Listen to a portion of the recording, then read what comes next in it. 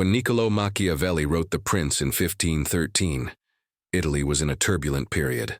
The country was not a unified nation, but rather a patchwork of kingdoms, duchies, republics, and principalities in constant conflict. Foreign powers such as France and Spain also exerted strong influence over the peninsula, often deciding the fate of Italian cities. In this context, Machiavelli, who had served as a diplomat for the Republic of Florence, carefully observed how rulers conquered, lost, and maintained power. The book was not merely a philosophical reflection or a theoretical proposal. It was a practical manual for political survival. Throughout its chapters, Machiavelli offers direct, often harsh, advice on how a ruler should act to consolidate his rule. Unlike classical thinkers who idealized politics as something guided by virtue and morality, Machiavelli introduced a pragmatic vision.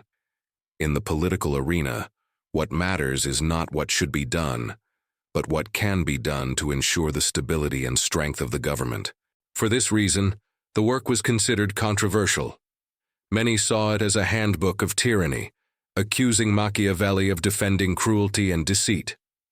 Others, however, recognized him as a realist who was not fooled by moral illusions, but who described politics as it truly worked. Over the centuries, The Prince became one of the most influential books in the history of political thought. In this narrative, we will explore the 5 main points of the work, highlighting their meaning, historical impact, and relevance today. They are the conquest and maintenance of power, the role of virtù and fortuna, the question of fear and love, the separation between politics and morality, and advice on governance, armies, and alliances. Each point will be examined in depth, showing how Machiavelli developed them and why they continue to be discussed to this day. First point, the acquisition and maintenance of power. For Machiavelli, the first challenge of any ruler is to seize power, but conquest is not enough. It must be maintained. In The Prince, he analyzes the different types of states and explains the difficulties and advantages of each. Principalities, according to Machiavelli, could be hereditary or new. Hereditary principalities are those in which the same family has ruled for a long time. For him, these states were easier to govern because the people were already accustomed to the dynasty. Even when mistakes or difficulties arose, the memory of the past and the family's legitimacy helped the prince remain on the throne. New principalities, however, were much more difficult to govern. When someone conquers a territory that was not under their family's control, or that was used to a different form of government, enormous challenges arise. The people, who had different habits and laws, often resisted the new ruler. In this case, Machiavelli advised that the prince should live in the newly conquered territory to better control the situation, suppress rebellions quickly, and eliminate internal enemies. A historical example Machiavelli mentions is Cesare Borgia, son of Pope Alexander VI. Cesare conquered territories in the Romagna region, in central Italy, and implemented harsh measures to impose his authority. He appointed strong governors, used violence when necessary, and at the same time sought to organize the region to bring stability. For Machiavelli, he was a model of how to act in a new principality, although his downfall came from external factors, such as the death of his father, which stripped him of the church's support. Another important point was the manner of conquest. According to Machiavelli, there were 3 ways: by one's own arms, by the arms of others, or by luck. Conquering with one's own forces was the safest, though most difficult path, because it guaranteed autonomy. Conquering with the help of others, such as powerful allies, left the prince dependent and vulnerable. To maintain power, the ruler needed to act decisively, making quick and effective decisions. He could not hesitate in the face of difficulties. Machiavelli criticized rulers who were indecisive or tried to please everyone, for they ended up being overthrown. Power, according to him, requires clear choices, even unpleasant ones. Thus, the first great lesson of The Prince is that seizing power is only the beginning. The real challenge lies in maintaining it, which demands strength, vigilance, and often severity. Second point, virtù and fortuna. One of the most fascinating and enduring concepts in Machiavelli's work is the relationship between virtù and fortuna. These terms should not be confused with their modern meanings. For Machiavelli, virtù was not moral virtue, but rather the ruler's ability to act with energy, intelligence, and determination in the face of circumstances. Fortuna, meanwhile, represented luck, chance, and the unpredictable events that could help or hinder a prince. According to him, half of our actions are in the hands of fortune, but the other half depends on virtù. In other words, we do not control everything, but we control enough to change our destiny. The ruler who relies solely on luck is doomed to fall because luck is fickle. But the prince who combines luck with skill, prudence, and boldness has a greater chance of success. Machiavelli used powerful metaphors to explain fortune. One of the most famous compares fortune to a violent river, capable of flooding and destroying cities when it overflows. Men cannot prevent floods, but they can build levees and dams to prepare.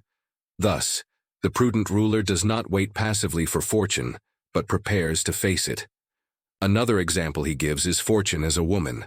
Unpredictable, volatile, and therefore must be dominated by those who dare and act firmly. Though this metaphor may sound harsh today, it reinforced the idea that fortune favors the bold, not the timid. Virtù, therefore, is the essence of a good ruler. It involves courage, cleverness, quick decision-making, and even cruelty when necessary. The prince who hesitates, who waits for fortune's winds to always blow in his favor, will be defeated. But the one who adapts, who changes strategy according to circumstances, who takes risks when the time is right, can prosper.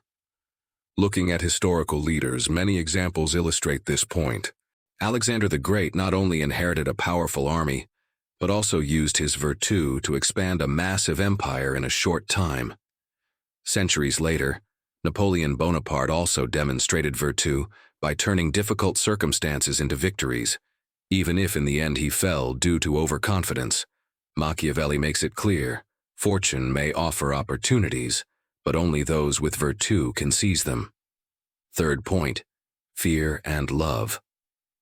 One of the most quoted and controversial passages of The Prince is the famous question, is it better to be loved or feared? For Machiavelli, the ideal would be to be both. But since it is rare to achieve both, he answers that it is much safer to be feared than loved. The reason is simple. People's love is unstable, changing with their interests, and can vanish when difficulties arise. Fear, on the other hand, if well managed, is a more constant feeling. The prince who inspires fear among his subjects prevents rebellions, betrayals, and conspiracies, because everyone fears the consequences. It is important to note that Machiavelli did not advocate gratuitous cruelty. He did not suggest that the prince should be hated. On the contrary, he warned that hatred was dangerous, as it led people to seek revenge. The ruler should indeed impose respect and fear, but avoid offending his subjects unnecessarily. He could be harsh, but in a calculated way. One example Machiavelli cites is Hannibal, the famous Carthaginian general. His armies were composed of soldiers from different cultures, often enemies of one another. Even so, Hannibal maintained absolute discipline. His secret, his cruelty, which generated fear and respect. Without it, he would not have been able to command such a diverse force. On the other hand, he contrasts Hannibal with Scipio Africanus, who was generous and loved by his soldiers. However, this kindness led to indiscipline, as the soldiers felt too free. Scipio relied more on love than fear, and this undermined his authority. Thus Machiavelli concludes, a prince should prefer to be feared, as long as he avoids being hated. He must punish firmly but justly. He must impose discipline, but avoid unnecessary cruelty. This point is extremely relevant today. Political leaders, CEOs, and military commanders still ask themselves, how do you balance authority and likability? Machiavelli's lesson is clear. Sympathy can be fleeting, but well-established authority ensures stability. If this content is making sense to you, and helping you better understand Machiavelli's ideas. Take a moment to subscribe to the channel and hit the bell so you don't miss our next content on philosophy, politics, and history. And of course, leave a like to support our work and motivate us to bring you more videos like this. Fourth point, politics and morality. Machiavelli's pragmatism. Perhaps the greatest revolution brought by the prince lies in the way Machiavelli separates politics from morality. Until his time, many thinkers believed that rulers should guide themselves by Christian morality or classical philosophy, basing their governments on justice, goodness, and virtue in the ethical sense. This was the dominant tradition. A good ruler was one who was morally upright, merciful, and just. Machiavelli completely broke with this tradition. For him, the ruler could not afford to be moral at every moment.